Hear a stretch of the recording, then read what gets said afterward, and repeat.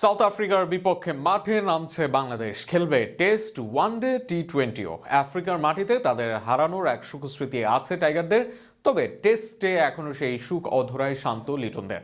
এদিকে প্রোটিয়ারা আছে দারুণ ছন্দে, বিশ্ব ক্রিকেটের দাপট দেখিয়ে যাচ্ছে 3 ফরম্যাটে। এমন এক দলের বিপক্ষে খেলা এই সময় কঠিন এবং রোমাঞ্চকর হবে ফিল সিমন্সের শিশুদের জন্য। আরও থাকছে প্রতিবেদনে। বাংলাদেশ ক্রিকেট দল নভেম্বরে দক্ষিণ আফ্রিকার মাটিতে পা রাখছে। নভেম্বরের প্রথম সপ্তাহে জোহান্সবার্গে পৌঁছানোর পর দলের জন্য শুরু হবে 2 ম্যাচের টেস্ট সিরিজ।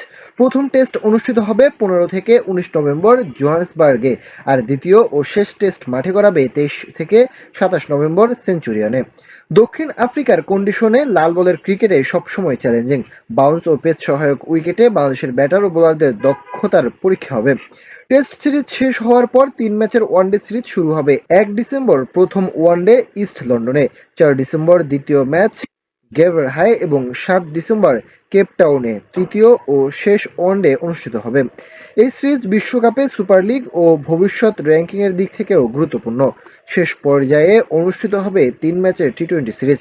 10 ডিসেম্বর কিম্বলতে প্রথম টি-20, 12 ডিসেম্বর বনানীতে দ্বিতীয় এবং 13 ডিসেম্বর সেঞ্চুরিয়নে শেষ ম্যাচ অনুষ্ঠিত হবে। মাত্র 3 দিনের ব্যবধানে সিরিজ হওয়ায় স্কোয়াড ম্যানেজমেন্ট ও ফিটনেসকে বিশেষ গুরুত্ব দিতে হবে।